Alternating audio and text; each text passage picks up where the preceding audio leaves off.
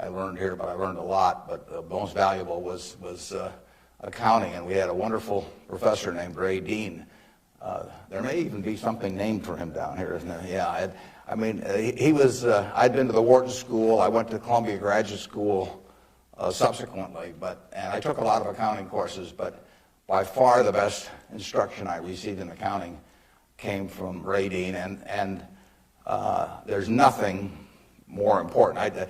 People ask me what they should take in business school,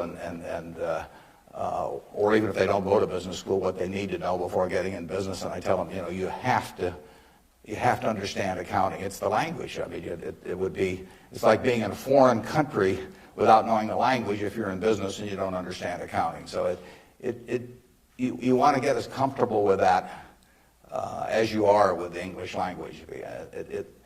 It's made me a lot of money because I listened to what Ray Dean had to say 53 or 4 years ago, and have been able to understand what I was seeing on pieces of paper, what that told me about businesses, and the limitations of what it told me about businesses. I mean, but that's the way we invest. Yesterday I was in Knoxville, Tennessee, and we bought a company. We agreed to buy a company called Clayton Homes about a week ago. It's a big company in the manufactured home business. We agreed to pay $1.7 billion for it.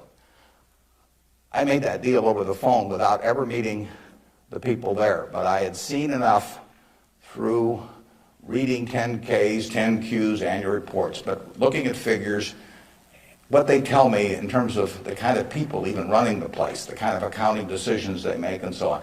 I was able to make that $1.7 billion transactions over the phone. Yesterday was the first time I met the people, and their board of directors had actually approved the deal a week earlier.